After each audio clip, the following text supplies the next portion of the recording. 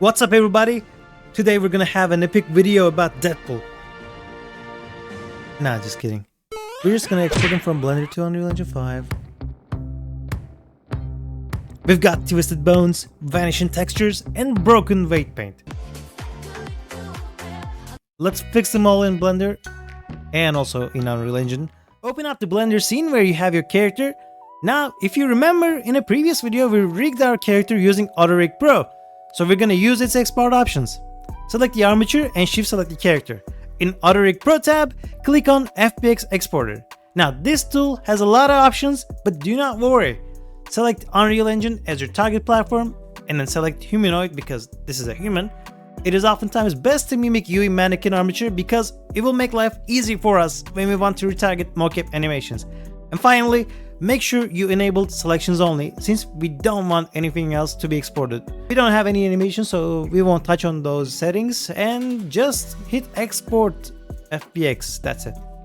Now in Unreal Engine, open up your project, locate the FBX file you just exported it and simply drag it into your content drawer.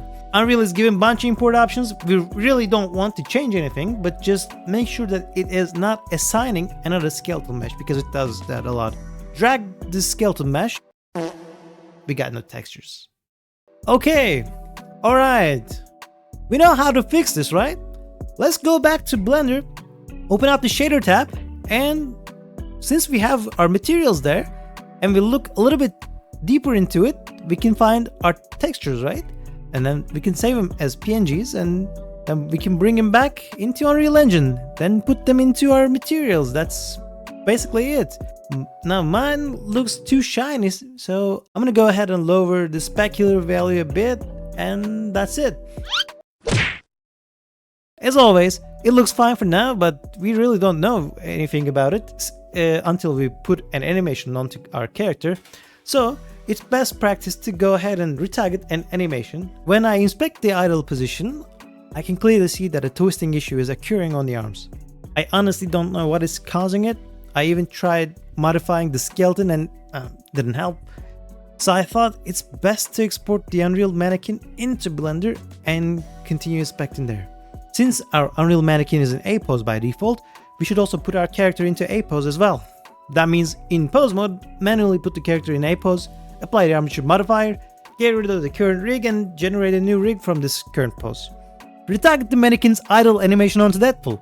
We still encounter the same twisting problem, but no worries, we have an option to tweak the bone deflections. Simply search for the bone that needs adjustment, make some tweaks, and you're good to go. However, you might also notice this scary thing.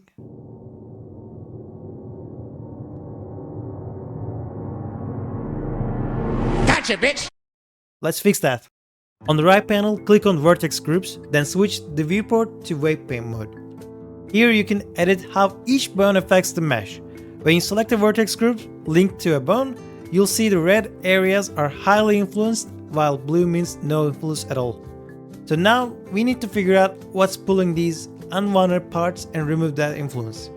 For example, I have no idea why this pocket is being affected by the thumb, but hey, we're here to make things right, huh? Just keep adjusting until it looks good. Now all that's left is to export this corrected animation of Deadpool back into Unreal Engine. Follow the same export steps as before, but this time, since we have an animation on the character, make sure to enable root motion and bake animation before exporting. Once you're back in Unreal, first import the FBX without checking the animation box. We only want the skeleton mesh for now. Then duplicate the FBX file in your folder, give a new name, and import it again. But this time, check only import animations option. And that's basically it, guys. Now we got Deadpool in our Unreal Engine viewport with an idle animation fully working. I know it felt a bit like ping pong game, export, import, then import again, but I hope this workflow helped clarify the process.